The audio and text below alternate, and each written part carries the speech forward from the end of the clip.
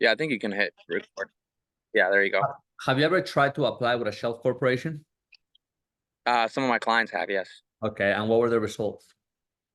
Lower on the end of, 25K, 30K, nothing above, 50K. Okay, shelf corporation, brother, they've been dead for the past like 4 years. Okay, and Okay. the reason being is because they're gonna ask you for tax returns. Right. Okay, the banks are not stupid. They know there's people out there selling a 6-year season, and now from what I'm hearing, they're selling 6-year season or 7-year season. They give you all documentation, tax returns, whatever. Okay, but if a company has been open for 7 years and it made $0, okay, or it made 10 grand, because you can actually make it look like it made 10 grand, can you apply? They're gonna say, okay, there's something wrong. You know what I'm saying? Right. So it's easier and better with a brand new business. Right. Yes, Okay. of course. It's Because always easier and better with the brand new business and beefing it up. Now, what's your process on beefing up the brand new business if they, opened up a business that's only 90 days old? You know, how do you make it look good on paper for them to be able to go and get 50,000 in funding each round that you run?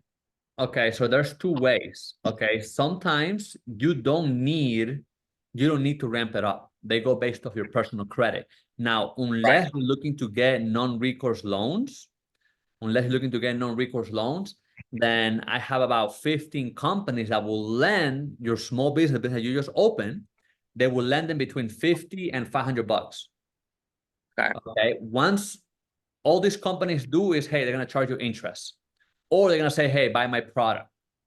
Okay, so they'll give you between 50 and $500, and the sole purpose is for them to report on your brand new business.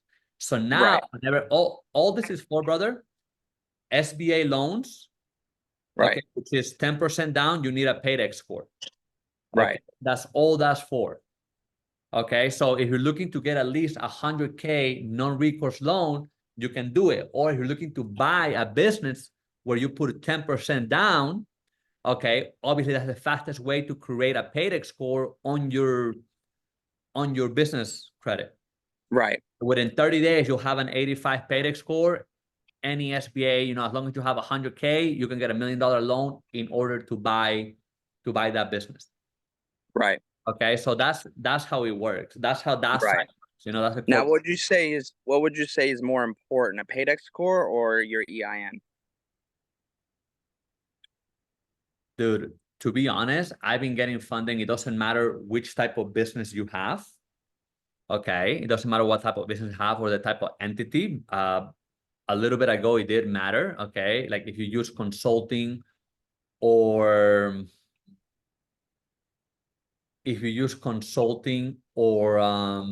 marketing, okay, they were more, they were able to, hey, okay, consulting marketing, because there's not a lot of like, you don't have like a brick and mortar.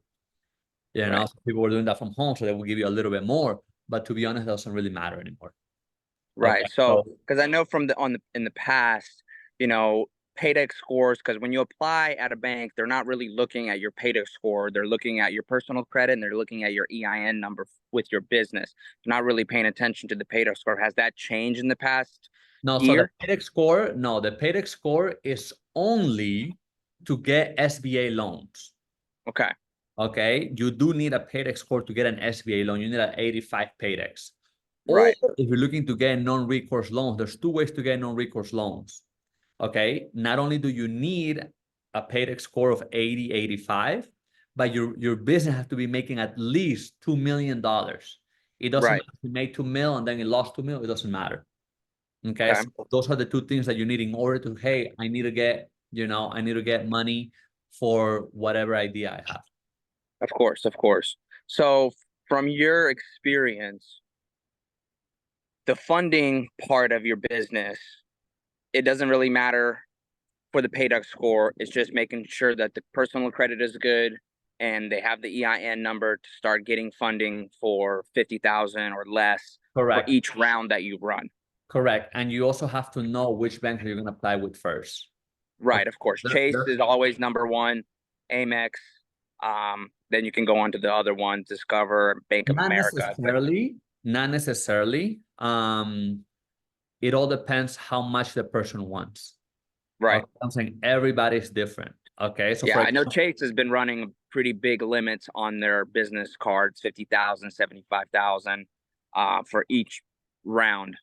yeah, So but they also pull all three credit bureaus. Okay, yes, so right there off the bat, you're burning Experian, alcohol action, and you're running 3 times a card. right, right, And so, for example, me, depending on the client, I try to avoid Chase at the beginning. right, Okay. Or if they already have Chase, I can leverage it. Or if they already had a hard pull, I can leverage it unless, or hey, I'm only looking for 100K, 150K, whatever. Okay, so it all depends on the client.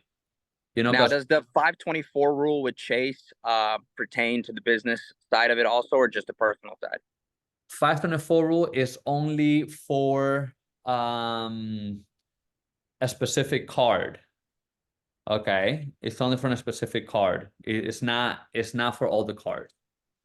Right. Well, Chase doesn't allow you to apply with them if you've had 5 applications in the last 24 months. They won't approve you for any other cards if you've had 5 applications with 24 months. Yeah, So I so was saying that's on the personal side, but does that affect on the business side? Do they do the same also, 524 rule yeah, on the business side? They yeah, do? Yeah. Yeah. Okay. Okay. yeah. So that's why I was saying Chase is always the number one that you kind of want to get out of the park first before you start applying for the other ones. Because if you start applying for the other ones and say you get approved for Amex and a bunch of different other cards, then you're kind of out of the bucket from running that play with Chase. Oh wow. Wow, okay. Um, dude, so like I said, you know, it all depends on the client. Okay. Okay. It all really depends on the client. So if the Right. client wants a lot of money, you know, there's other banks you can avoid. They only do one hard, you know, key bank, one hard inquiry, you still get 50K. You know what I'm Right. saying? So it all depends. Like, do you want to get 3 hard inquiries in each credit bureau or one hard inquiry and you go to key bank and we run all, you know what I'm saying? So it all depends on the client, you know? Right. Right. So Yeah. what would you say the most hurdles that you've had to overcome in getting funding for your clients? Dude, make sure the credit's right. Okay. So their personal credit has to be A1 before running any play. Yeah. Okay. Yeah, that's always how I've said it too. Um Now, what are you looking for in your business currently to expand? I'm not sure what your revenue is, but like say for example, if you're, doing $10 million a year, what is your current like what are you looking for currently in your business to say bring that up to 15 million or 20 million a year? What would you say that be your number one thing that you're doing currently to get yourself to that point? Dude, right now, I'm literally like what I told you before, I'm literally showing people how to do the whole play. Okay, because there's a lot of fuss out there. People say, "Oh, I can show you this, I can show you that," and people Right, they don't know what they're talking about. You know, so right. I dropped about 4,500 bucks in order to get the power of attorney, number Hmm. one, in order to get the credit authorization, in order to get the contract. You know, there's a couple things I need to do, and I'm giving all that out to who, hey, you want to come in, you want to learn how to do it. This is how you do, and then you can do it for your family. Get a couple $100,000, you know, 500,000, whatever it is, and hey, do whatever you want to do. You know, so for me, it's getting those type of clients because to be Okay. honest, the back end, you know what I'm saying, you got to chase people out, and you don't get paid, and you're still chasing them. You know what I'm saying? So Right, right, right, it's a right. And I little bit hate like, that. That's one of the things I hated with that's why I've really never focused on pushing too much of the business funding aspect of it because it's always on the back end. And some people like, once I've done their credit repair, they're like, "Yes, I would like to do the business funding," but they don't have, and I always take when I did mine, I always did $1,500 deposit before we even ran the business play for the business funding, because I don't want to continue chasing them after they get funded because then they have to shuffle around, pull money up because they don't have that money just laying around to pay me at the end. Now we have to liquidate their credit cards, what they just got, to be able to even pay me that 10%. exactly. So that's the So same. I hated that. I hated that entire process. That's why I haven't really been pushing it at all, because I hated that entire process of having to, yes, we got them 50K, but now they have to liquidate, 25,000 of it, what they could get for, from their credit card, and then having to pay me 10,000 of it. I mean, or 5,000 of it from their 50K that I just got them. So that entire thing was just so annoying. And, that's kind of why I just stuck with the credit repair, because I know that's every month, and kind of more of like a passive every month thing where I'm like, okay, they're just paying me that installment every single month.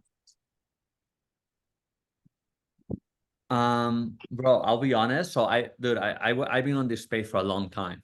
Okay, some of the big time guys I have thought. Okay, I know a lot of guys making, 200,000-300,000 a month. They're very well known in the space. They came to me, to Mastermind, whatever, when they were first starting. I made a choice of not running ads. Okay, because I was making good money organically. So Right. obviously, I went back down, whatever. But I'll tell you something, bro. Where the real money is at is on teaching people how to do and having that system. Okay. That's where the real money is at. That's where you can make 80, 150K a day. Wow. Okay? Wow. So, yeah, that's where the real money is at. Obviously, you do got to spend money on ads, and you do have to have a process and a system. Right. I But do have teaching people how to do the exactly. So I do have a process and a system. My marketing team, which I also partner with, okay, but now became one. I did big deals with them. Okay, people that are making $100,000, $200,000. We're doing a success fee basis. Okay, with those success fee basis, obviously to bring them up to $1 million a month, $2 million a month, whatever it is. Okay, so because we know what we're doing. So I'm actually implementing my system with that. Okay, which is everything is through a webinar. Okay. Okay. Yeah. So what I can tell you, bro, if you wanna, the way I see it working out, yeah, you can send me clients. I'll tell you, if out of 10 clients you send me, we might work with one, just because Right. I'll send somebody, hey, make sure they're ready for funding. If they're not, tell them we can't. Right. Or Right. Now, like you said, or give us some money and then we can track them down for at least 6 months. But we're not, like, I'm not in the business of tracking people down. It just takes a lot of time. You know what I'm saying? So absolutely. Absolutely.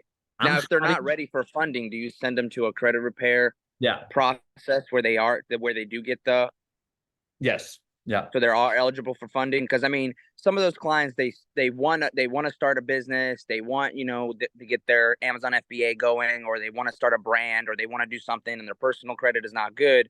You send them off to a credit repair process, and then you can get them as a funding client on the back end once the credit repair is finished.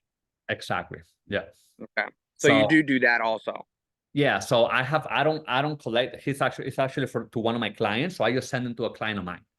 Okay, Okay. since I already got paid big time, we already have a partnership. Hey, get these clients, get them ready. When they want funding, send them back. You know what I'm saying? Gotcha. So I don't So charge the biggest thing in your process is the power of attorney, the credit, what was the other authorization, second one? Credit pre-authorization, intake authorization, form.